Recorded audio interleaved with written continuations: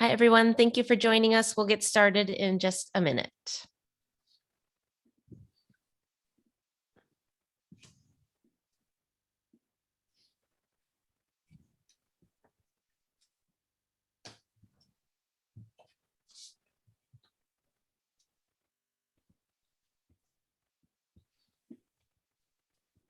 Okay. Hi, everyone. Thank you for joining us today for the third and final session of our Responsibility Holiday Webinar Series. My name is Erin Hildreth, and I'm part of the Responsibility.org team. Before we get started, I want to let you know that we are recording this session today. It will be available on the Responsibility.org YouTube page later today or early tomorrow. And we'll also send out the links to all 3 of our webinar sessions in the coming days. Everyone is on mute at this time. And if you have questions, please enter it into the Q&A box, which is right next to the chat box. This will allow us to address your questions a little bit more easily. Everyone, oops, I already said that one. I'd now like to introduce Mark Bromfeld. Mark is the chair of the board of directors for Responsibility.org and the director of corporate affairs and social responsibility at Edrington Americas. Mark? Thank you, Erin. Good afternoon, everybody. It's my pleasure to introduce today's webinar. But before we begin, I want to introduce those of you who are unfamiliar with Responsibility.org with the important work that we do. The mission of Responsibility.org is threefold. We work to eliminate underage drinking, we work to eliminate drunk driving, and work with others to eliminate all impaired driving. And also, we work to empower adults of legal drinking age who choose to drink to do so responsibly. Over the past 30 years, we have made great progress on all 3 of these missions. We have not done it alone because we all have a seat at the table of responsibility, and responsibility starts with each one of us. Responsibility.org is all about conversations that lead to a lifetime of healthy alcohol choices, but not every conversation is about alcohol. We have a social responsibility as well, to be good citizens and good humans and to raise our kids and families to be the same. So the last 2 years have been unlike anything anyone could have predicted. And I don't say that in a good way. Don't get me wrong, there's much that we should all be grateful for, but it has been a struggle. Many of us have experienced loss and grief, struggle, and hard times. The holidays can be difficult during a good year, so holidays during the pandemic could even be more so. It's not back to normal yet, or it's not even back to the new normal, and things are changing every day, even now. But wait, you might be saying, I'm happy, and I have so much to be happy for, and that's true. But giving ourselves permission and grace to find comfort and joy during the holiday is so very important. We should be celebrating with friends and families and colleagues, but we must remember to do so responsibly, especially if we are enjoying cocktails or other alcohol beverages. Examining our relationship with alcohol is also part of this most wonderful time of the year. This is not where we find our comfort and joy, although a delicious cocktail can certainly make us feel merry and bright at the moment. It all starts and ends with responsibility. We want the season to be safe and sound, and in order to do that, we need to add in responsibility. We're really excited to bring this holiday webinar series to you. So without further ado, let's get started.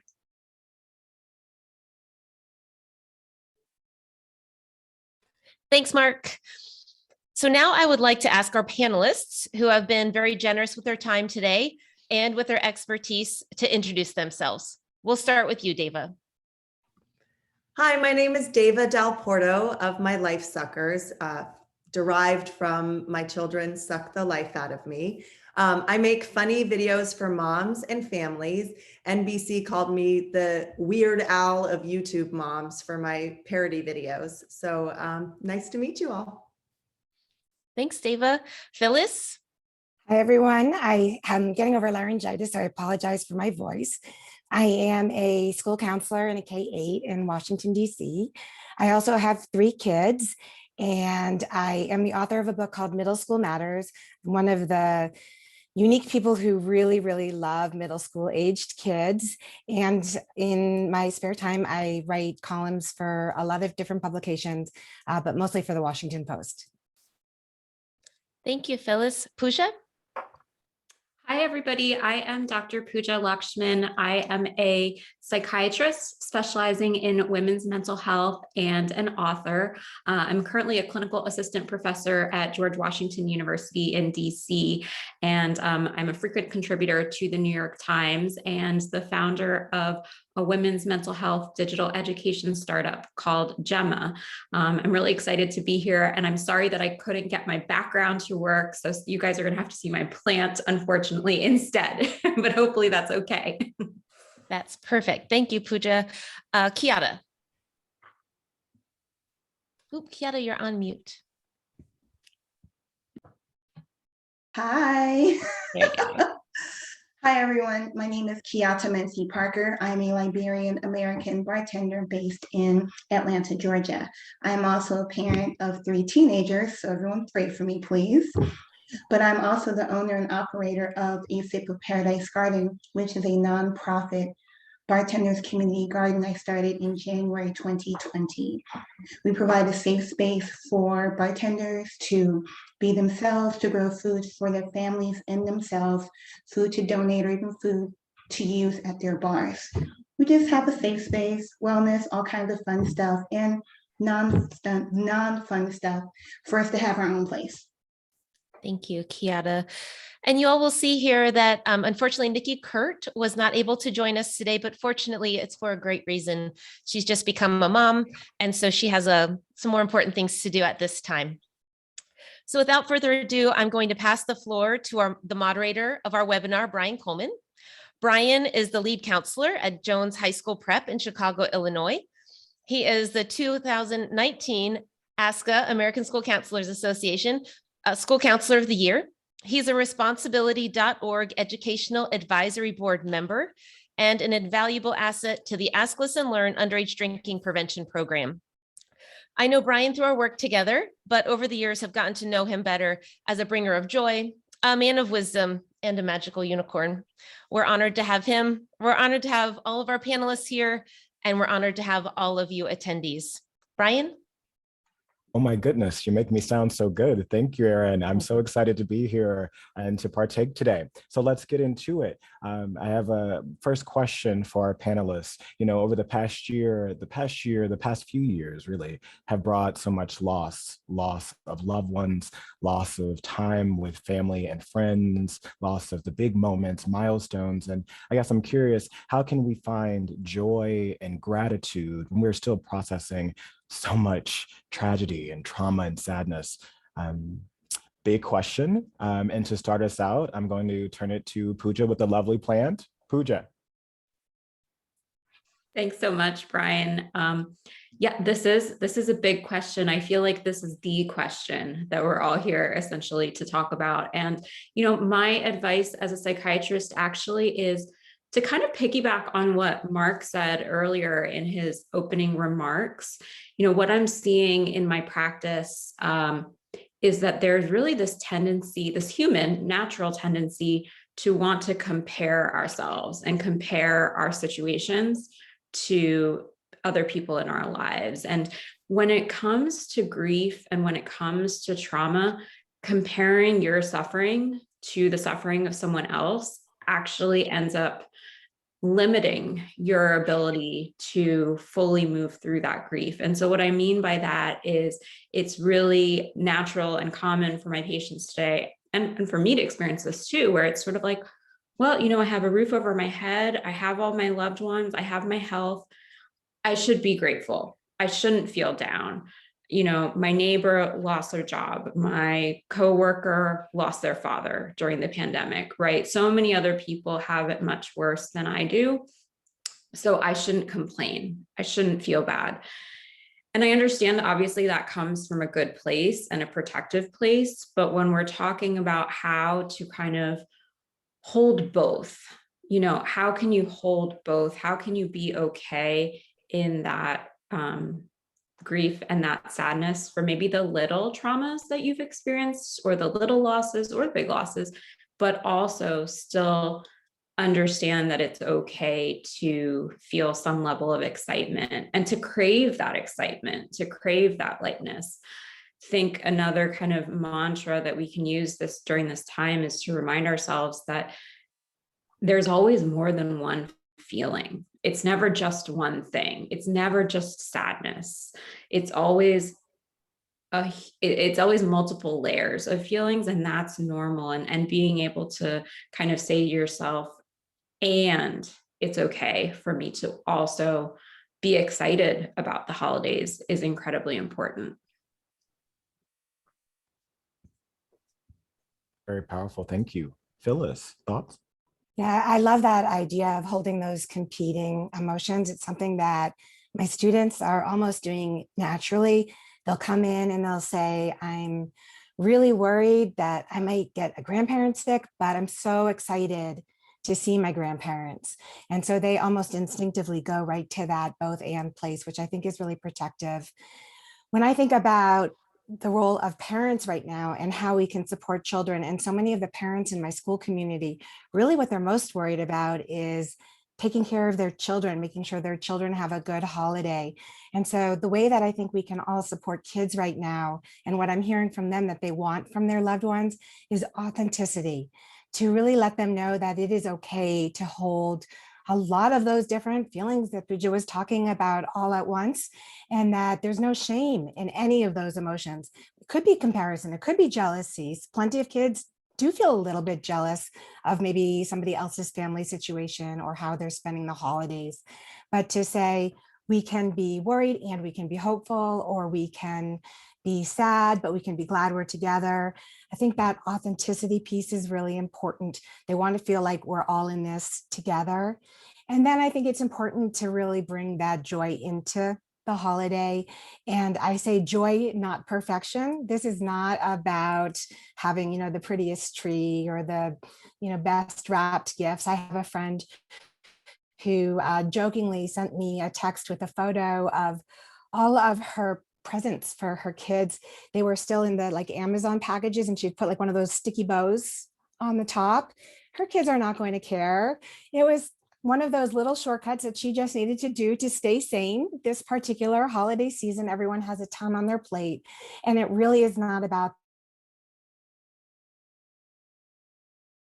factor is that kids have the consistent loving presence of somebody with them, and that you are not there to protect them or shield them from all disappointment. You are there to comfort them when they experience it, to maybe introduce some new traditions. Maybe this is the year to make the, reindeer-shaped pancakes or something, but to find the joy in those small moments and to focus on just making the most of those together moments and being really attendant to what they're talking about, listening to them really closely without distraction. Gave so much, both of you gave so much. The power of the authenticity, joy, not perfection, not comparing your trauma to anyone else's, nor to move through your grief, all so wonderful. Staying around this idea of joy and not perfection, when it comes to joy, very curious for all of you, how are you finding joy with your families and friends? Deva, we'll start with you. Yeah, it's funny when they were speaking about simplicity, I feel like pre-pandemic, they were bigger things, right? Like going to museums or events or travel.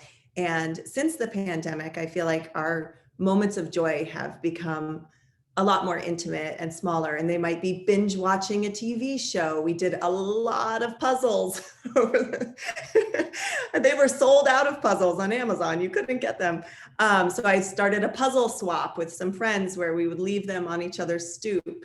And I think kind of going inward, the little things, going on walks with friends now, that's the way I socialize with my friends a lot, because it's safe, it's getting us moving, it's healthy. So yeah, kind of the little things now, I think, are mattering a lot more. And folks, you can chime in. I don't have to call everybody. You got something to say, share it out. I agree with Phyllis and Deva. It's really like anytime you can find some shred of joy in your day, I think you're winning. I think so many times people focus on the wrong things, especially in these times. But for me, it's spending time with my family, because for so many years as a bartender, I didn't have that time. I was always working New Year's Eve. I was always working these things. I was getting off at 2, 3 o'clock in the morning and then sleeping your days off away. So I think for me, is being able, it's almost like a rebirth. This time is giving me time to be with my children. My son is this really sarcastic, dry kid, and I didn't even realize these things. My bonus daughter is spunky. She gets the house all together. She wants to bake. She wants to do other things, even though she doesn't do it well, but we're still in there supporting her. And of course, me and her dad, we eat her burnt cookies. It's fine. You know, my oldest daughter, you know, she's going off to college, so I'm listening to all these things that she's doing and what she wants to do when she grew up. So it's tiny things like that. It's just finding those and rebirthing those traditions, or even bringing up old traditions from when you were young, you know, just tiny things like making hot chocolate, watching Die Hard, or, you know, Home Alone, the original, and then they show you the new one, and kind of compare. It's things like that, and a lot of that doesn't have to cost you that kind of money anyway. So that's just me. I think also I love those ideas, and I think a lot of kids feel really small and powerless because they have had zero control over how things will turn out. None of us have, really. And so finding ways to give them back some semblance of control while having fun is also a nice way to try new things. And one way to do that is have everyone in the family write on a few slips of paper something that they love to do and something that they think other people would also enjoy, and then put them in a hat and try different things at different times, so everyone is contributing to those activities. And I also think it's a really good time to hear about those family stories or relatives, people who may have been through hardship themselves. There's also a lot of research showing it's protective to know that you have people in your own family who experienced a setback and they came out on the other side stronger for those struggles, maybe even better, more found meaning in it in some way. And so I think this is an opportunity to really share that personal family history with your kids that they're so naturally curious about anyway. So many good ideas. I'm taking notes. And I can just share too that I love everyone's suggestions. I really love the emphasis on kind of the finding the small moments of joy, that it doesn't need to be some big production. I think for me, you know, over this past year, my partner and I have been going through IVF to have a family. So, you know, we're dealing with infertility, which is something obviously, you know, have no control over. It's definitely something that's a big stressor. And so I've been really focused on sort of like just really acknowledging when I'm not feeling great and just stepping away from that to-do list, like giving myself space to rest. And that's hard. That's hard for me. It does not come naturally, but that's something that I've been cultivating with myself. And I think part of the finding joy is really giving yourself the space to acknowledge when you're struggling. And so if you are, you know, kind of giving yourself the permission to not wrap the presents, to step away from email, go for a walk, to say, we're going to order in pizza tonight and we're going to binge Netflix and it's going to be so much fun. And that's great. It doesn't need to look a certain way. It doesn't have to be picture perfect. So I've been working on that muscle for myself this year. Thank you for sharing. I think so many of us have been working on flexing that muscle. It's so incredibly important. Heard so many wonderful nuggets, like the intimate moments with family, finding your moments of joy, the rebirthing of traditions. I heard that bit about Home Alone and I just had to go, Kevin, like it spoke to me in that moment. I love the idea of the activity fishbowl and you know, sharing out family history, but the giving of permission and acknowledging when you just need to rest. And I have a very vivid picture in my mind of the Amazon boxes with the bows on it. I love that. Spoiler alert, family, that might be happening this year. Stay tuned. But when we're thinking about, you know, comfort and joy, and this has come up a little bit, I remember Kiata saying this earlier, sometimes we think about cocktails and get-togethers and parties. And I'm just curious from your perspectives, like, how can we include responsibility in our celebrations? And Kiata, we'll start with you. That is such a great question, especially since, again, back in these times, the first year, a lot of people drank it all away or tried to drink it away. And then you get to a point where you're like, okay, I have to be an adult. But what I have found useful, in things like this, we have to do our part. It's everyone involved. That's the non-drinker, that's your husband, that's your whoever, that's the host. Everyone plays some kind of responsibility in this. And for me, especially as a craft specialist bartender, there are options out there, invite a nice mocktail or create a mocktail that you can add stuff to later, that gives people the options, or create a special mocktail for the kids so they feel like they're included and they feel special as well. And even with drinking, you can have low ABV cocktails and still kind of enjoy some of it. And drinking something like that will kind of progress your day. You don't want to drink something hard up front and then you're out, but it's also everyone's responsibility not to count people's drinks or anything, but follow the cues. Is this person getting a little loose with the comments, getting a little touchy? You kind of want to, it takes everyone. But again, it's not about shaming people or you've had 4 cocktails, it's not about that. It's about kind of following the cues and then being graceful enough to address the situations as they come, but don't necessarily expect those things, but just be prepared in case they come.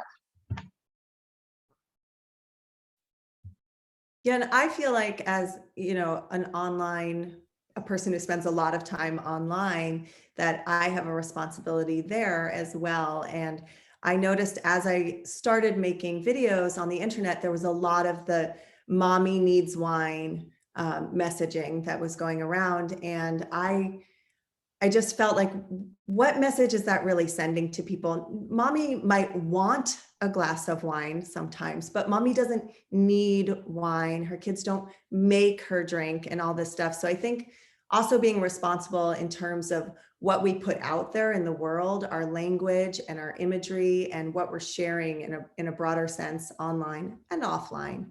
I think just to be conscientious of that is important. I totally agree. And I think when it comes to the kid piece, we also want to be especially careful if we're having a party that includes kids, that we are offering them non-alcoholic drinks, that we are not just trying to dress them up as kid versions of adult drinks and glorifying drinking for kids, but rather, again, going back to this idea of giving kids back a sense of power, or being able to help plan a party. Maybe they can come up with their own fun names for the drinks that they want to serve to guests. It could be leaping lizards or something. It doesn't necessarily have to be a play in any way on alcohol. And then to just make sure that we are not making drinking the center of the party, particularly if there are kids around, but that it's just one aspect of the party. And that at the end, and Yara talked about this a little bit, that we're making sure that everybody is going to, at the end of the night, get home safely, of course. Yeah, I'd like to chime in here for a second. So as my role as corporate social responsibility and chair of Responsibilityorg, I'm often shouting from the mountaintop, responsible hosting is critical, right? So when you're doing those get-togethers, we talked about having mocktails, not just drinks for kids, but drinks for adults. Give people the opportunity to have something other than alcohol, right? Always serving food. And in the end, you're actually modeling for the children. They watch you. Your kids watch. They see how you react.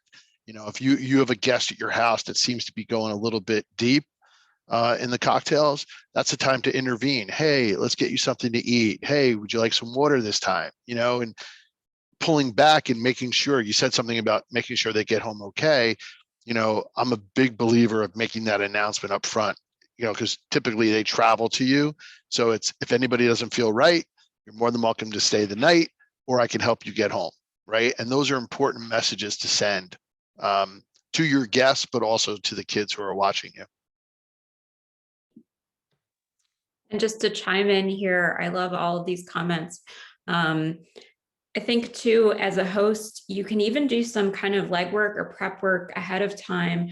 If you know that there's people in your social circle or in your family that have had a particularly tough year, that have experienced a loss, that went through a divorce, whatever it is, I think it's completely appropriate to send a text message beforehand and just say, you know, something along the lines of, I know it's been a tough year for you. I just want to make sure that I can do everything during this event to make you feel safe. Is there anything in particular that you need?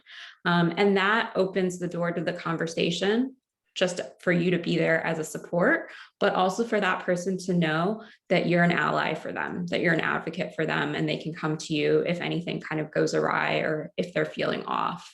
So I think that there's a lot that we can do to kind of make the conversation more transparent and to be openly communicating that we're thinking in this way, and we have the well-being of everybody who's coming into our homes at the forefront of our minds. Yeah, something that actually, I was just at an event the other week and it was about 14 people, 7 couples. And some of the host actually said, I want everybody to go around, say what they're thankful for and what they're looking forward to. And you can't repeat anything that's already been said. And it actually gave you a moment, you know, you're kind of on the spot and we're all friends, but it gave us a moment to like really think about what are we happy about, right? So I know this is kind of not about the responsibility part, but it was really refreshing, and there were a lot of laughs in the room, and there were a lot of ahas, you know, but it just made everybody feel welcome, and everybody had something to look forward to. I love that. That's grounding, setting expectations, and giving people permission. I know permission was talked about earlier, giving people permission to reflect on what they're thankful for, what they're looking forward to. I think that's really powerful. The targeted outreach to check in for folks that have had a particularly difficult year, and checking in to see how you can support them and make sure they feel safe. The decentering of drinking to the experience and the celebration is really important.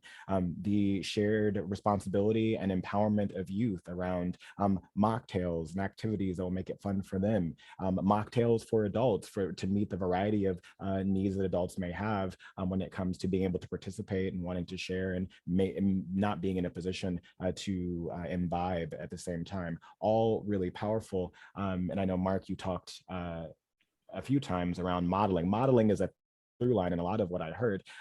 So shifting gears to go directly into modeling, how can we continue to model substantive ways to reflect on our own drinking and the drinking of others, our personal struggles and mental health as we engage with stakeholders and people that we love in our lives? Kiata, we'll start with you again.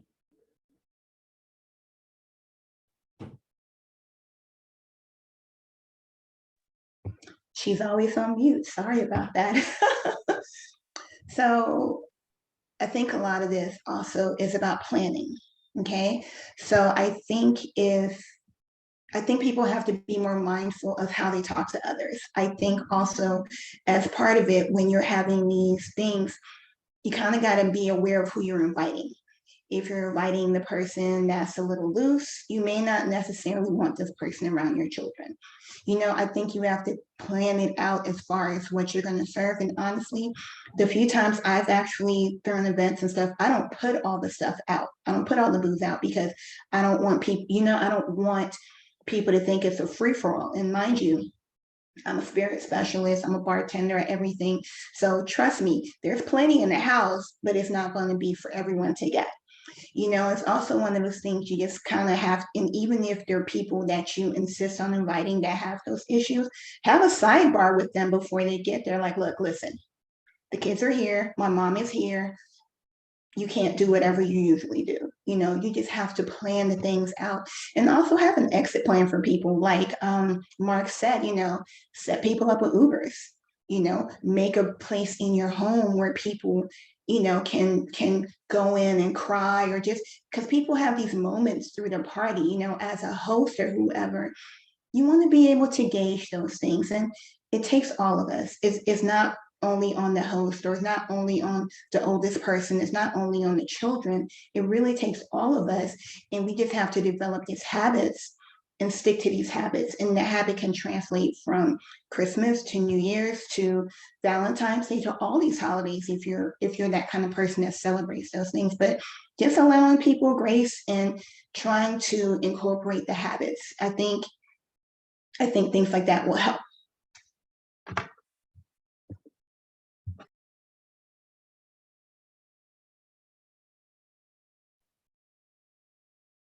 Any other thoughts?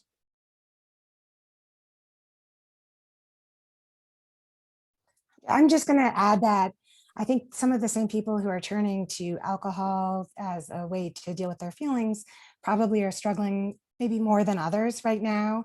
And this is an opportunity to really reach out separate from the alcohol piece and just check in on our friends, check in on our family, check in on everybody, whether or not we think they're struggling in a substantive way, and just let them know we're there for them and that we're happy to support them in any way that we can, even if it's just to listen. Yeah, building on something Phyllis just said, the one word that I hate in my vocabulary or I don't like is the word fine.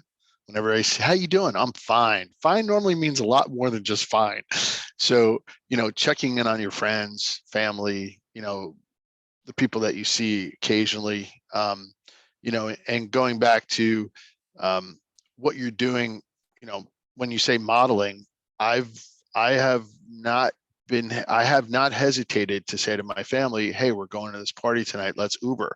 And then someone's like, well, why don't we just drive? I said, well, I think mom and I both want to have a cocktail and maybe we'll have more than one.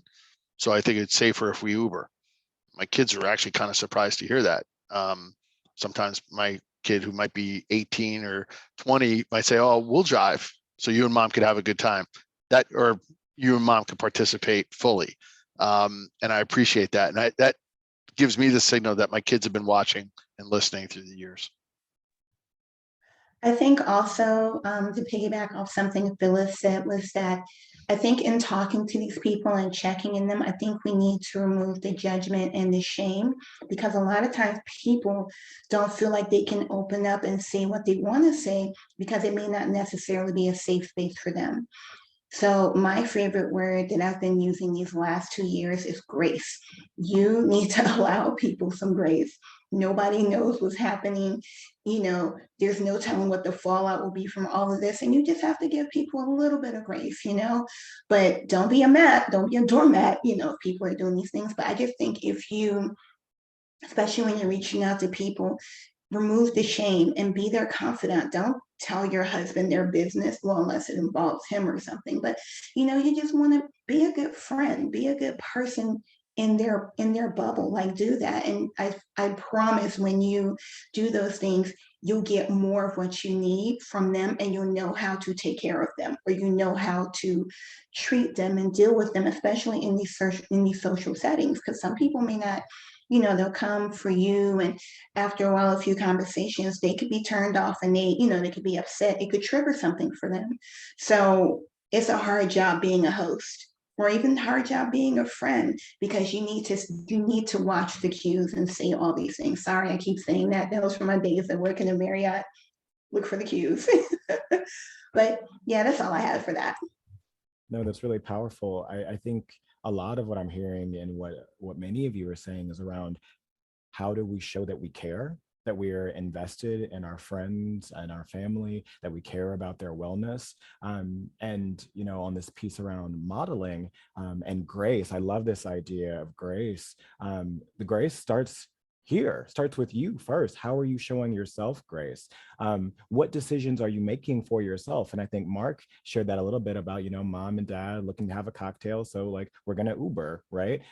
How are you going through your own decision-making process? Like, not just waiting for people or hoping that they'll pick up the cues, but naming that for them in an intentional way.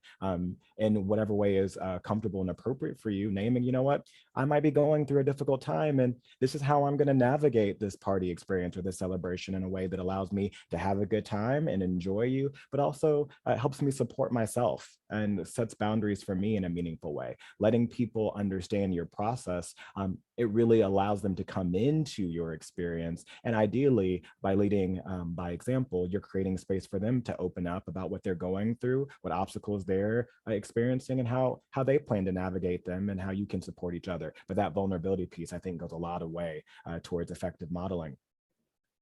Shifting gears a little bit, I think when we're thinking about comfort and joy and responsibility, I'm so curious, really, what are some effective ways that, like, especially when we're dealing with people who may become defensive, may have some concerns or not be receptive to feedback, how can we show that support and mindfulness in effective ways? Let's see, Who would like to start? Kiata, I keep coming to you, Kiata. I'm not going to come to you this time. Pooja, if you'll take it. Yeah, absolutely. I love what you just said, Brian, because it was exactly what I was thinking as Kiata was talking about grace as a host, that we really need to be giving ourselves grace this time of year. It starts with, the way that you treat others, the way that you model for others really starts with how you treat yourself and how you talk to yourself. So one of the things, I think with this question in particular, when you're a host, especially this time of year, I take care of women. My practice is all women. So that's kind of my expertise. And, I think there's so much external pressure that's put on all of us this time of year, but especially those who are caregivers, those who are parents, those who are the ones that are sort of responsible for creating the joy or creating the magic this time of year. And it can be really tempting to fall into this cycle of what Phyllis said, kind of the perfectionism. I even would throw in a little bit of the martyr mode, where you're the one that's doing everything and everything has to be perfect, and people show up and there's somebody who might get out of line and you're pissed. You're angry because this was supposed to be your perfect event. And who are they to kind of come in and either have a temper tantrum or drink too much or whatever it is. So I think if you were finding yourself really struggling to show support and to show care to the people in your lives who you are hosting, the people in your lives that are your loved ones, to me, that means that you need to look inward, that you're not showing enough care for yourself. And you need to really be kind of taking a look at whether it's your ego, whether it's your own insecurity, that you're kind of wanting things to go a certain way, and then the irritability or the rage is coming out, or are you even kind of leaning on alcohol a little bit too much to get through the stress of the hosting and the performing?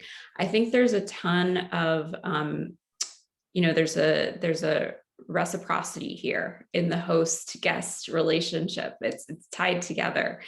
And so I would say for this question in particular, we really need to be starting with ourselves. And when we find ourselves getting to that sort of brittle, fried place of not being able to easily access our own humanity for the people that we really care about in our lives, that's more a thermometer for yourself to look inward. But I'd love to hear other people's thoughts too. I love that advice. I think it's so important, and it's such good modeling for kids as well. And that emotion contagion piece is so real. Kids really do absorb whatever their parents are experiencing. And so just not to expect that you will be perfect, to expect that you will have moments when you're stressed, and to acknowledge it, to say, I'm stressed. So I'm going to just take a minute. I'm going to take a few breaths, or I'm going to change the scene for myself, and then come back and let your kids know whether it worked or whether you're going to try something else.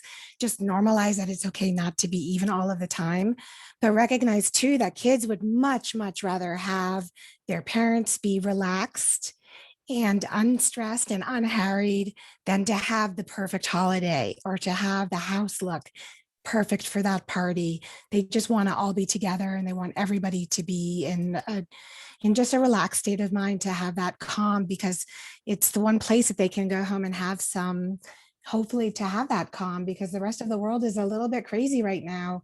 We know that mental health rates, the rates of depression, anxiety, particularly among kids, have been really spiking lately, and they need all the support that they can get. They need us to model that. One of my favorite anecdotes from my students recently was right after Thanksgiving. I have a group that I run for middle schoolers called Worry Busters, and they share strategies. And that is another byproduct of the pandemic that's a positive, that they are really normalizing that kids sometimes have therapists or they need support groups, and they like to trade tips. But they came back from Thanksgiving, so the last holiday that we were off, and they were really excited. They came into my office and they said, "Guess what, Miss Bagel?" And I said, "What?" And they said, "We were having stress over the holiday, but we didn't have worry busters. And so we met in one of our backyards on the trampoline, and we had this impromptu worry busters group, and we gave each other advice. And it was just so beautiful that they were really using what they had learned, but it was because it was normal to them to talk about all of this. And they were smiling and happy as they were sharing, even that they were stressed. And going back to what Pooja said at the beginning, we want them to know you can be stressed and happy, you can be worried and hopeful, and that we are all there to support one another. And that to me is really what makes the holiday magical or joyful. I also think, again, bringing it online, when you see everyone else's perfect pictures, to remember that that is a curated version of their life, and that the mess is just cropped out of the image, but everyone does have their mess. And also maybe sharing your mess, show your Amazon box with the bow on it instead of just the perfectly wrapped gift. And I think the more that we can be real with each other in reality and online, it goes a long way towards improving all of our mental health. Yeah, I just want to add, and Deva, you just hit on something. I have a 20-year-old and a soon to be 18-year-old children who, with social media, they'll ask me to take a photo of them, and I'll take 2. That's not enough. I'll take 10. It's not enough. It's for the one post, but they're looking for that perfect post, right? So I said to her, I said, nobody cares. Like the first 17 I took were great. Can't you pick one from there? She's like, no, I had to pose this way or whatever. And I'm like, listen, it's not reality. You know that, right?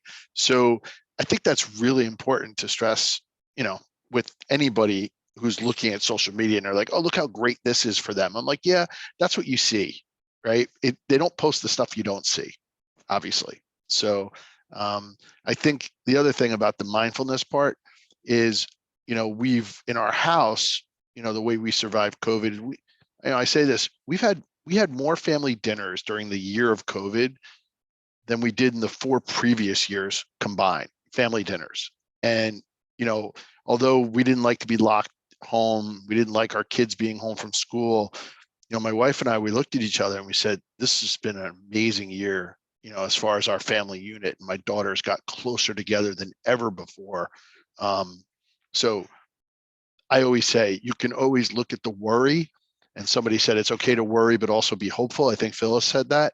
And it's so true. The negativity is there sometimes with stuff you deal with, but there's always the glass half full part of it. You have to look at that. It's okay to recognize the parts that are bothering you, but looking ahead to the good stuff, that's what keeps us going.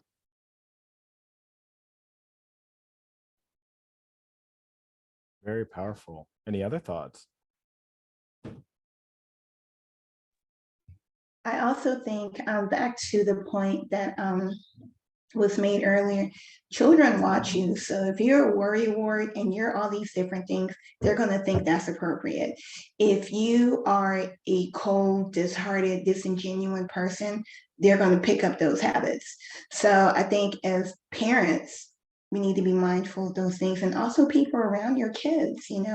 I pray for I pray for my kids, of course, but I pray for my kids' friends too, because they see them almost as much as the same time they see me, and I don't want those things to invade my children, whatever they may be, just because this person's their best friend and they feel like they can do that. So I just think, something as adults, we need to be more mindful. The coworker that says hi to your kid, you just have to be mindful of what's around you so it doesn't invade your inner bubble. Being aware of space is so incredibly important. And I hear the messaging there. It's like, well, what are we saying? How are we talking about our experiences? How are we showcasing our feelings? Are we talking about our feelings at all? Are we showing that we're avoiding them for whatever reason? Because it's come up a few times, our children are watching, always watching and observing and internalizing what they see on so many levels. I'd like to add to our conversation the realm of influence. I think, especially when it comes to the struggles that we face from time to time, being really honest with ourselves about what can we move and change and what can we not.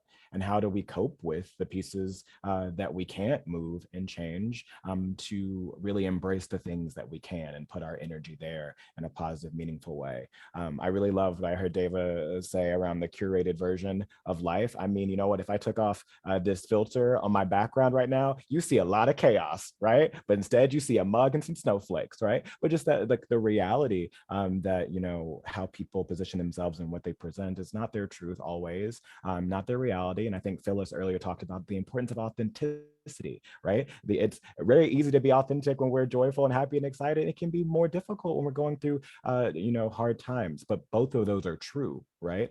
So how do we show up in a meaningful way? The emotion contagion coming back around, and it's so powerful, Phyllis, when you talked about your students sharing how they've normalized for each other conversation around their feelings and coping with stress. That's so incredibly powerful, not only for youth, but for adults as well. How do we talk to each other about struggle? Going back to what Mark said about fine, are we just telling each other that we're fine? Like, it's time to take that out of our vocabulary and replace it with something more meaningful. And then I know in the beginning, Pooja talked about the accessing our humanity, and that makes me think about empathy. Like, are we really able to show up for ourselves and each other in a meaningful way? Can I feel as you and still think as me, and step into your experience in meaningful ways and allow you to step into mine? Also incredibly important ways of building solidarity and support through the holidays. All very, very powerful. So many good thoughts. You know, now we are transitioning into our formal Q&A time. We do have a few moments. If you have questions for our lovely esteemed panelists, feel free to either pop them in the chat. You can use the Q&A feature function. What you got? Yep. And I think Pooja had one last thing to add as well. Oh, I'm sorry, Pooja. Oh, that's okay. No worries. You were on a roll, Brian, so I didn't want to interrupt you. I'm so sorry. No, it's okay. I think just like following up on the last point, also acknowledging and being able to accept when you might need professional help, right? When you might need to go talk to a therapist, when you might need to talk to a psychiatrist. And I think that's a space where we can be more transparent with our friends and family too. If it's a safe space to be transparent and say, hey, yeah, you know, I noticed that I was down and it wasn't getting better, and I'm talking to somebody now and it's really helping. And we model that for our children as well, you know? So I think just acknowledging that sometimes these struggles are not, we can't solve on our own. And there's a place for professional help there too.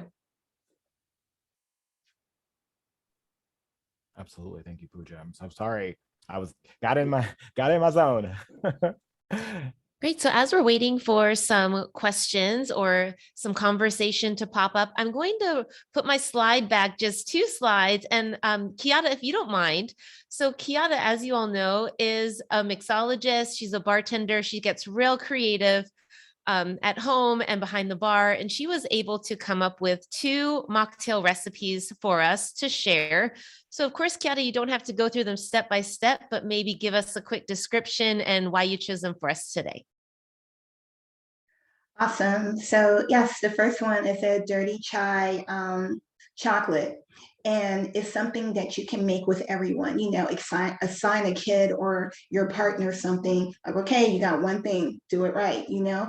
And it's something that's delicious and it fits in the season and it's warm and, you know, I love it. And, you know, again, for those who want to drink, you can spike it if you want to, or you don't have to, you know, you have options. And don't forget the salt. Salt's very important. Like that little pop, it makes the chocolate just boom. But yeah, that's one. Ooh, this one is one of my favorites. You can drink this now, or you can drink it for New Year's Eve. So it's a twofer. I love it. And honestly, people look at maybe the spiced honey and think it's hard. If you can make tea, you can make any of these fancy syrups, I promise. But this one is very delightful. And again, if you don't want to use sparkling water, you can use a flavored sparkling water that can add a little something to it. You can add apple cider if you're going to be serving it to the kids. Or, you know, if you want to be an adult, you can add some champagne. You know, I like to offer opportunities. I like to offer things that people don't feel like they have to drink. And even in the garden, when we have our different events and party, we always take the fresh herbs and make a water. We always have a nice herbal water there. And then we also have a mocktail. And the mocktail isn't just Topo Chico and cranberry juice. We want to have people try new and cool things. And that's a part of being a bartender's garden. We all kind of come up with creative stuff, because how many times have you been to a bar and you're not drinking and they hand you, orange juice and cranberry mixed together? We deserve better. Come on, let's all do better with that. But this is really something. Both of these cocktails are really, really delicious. And honestly, even moving forward, a lot of restaurants are offering a mocktail or a low ABV, so people don't feel like they have to get drunk or anything at these parties. So that's very, very smart right now. And I'm really grateful for this trend. And hopefully it's not a trend. Hopefully it's something people tend to do all the time. So.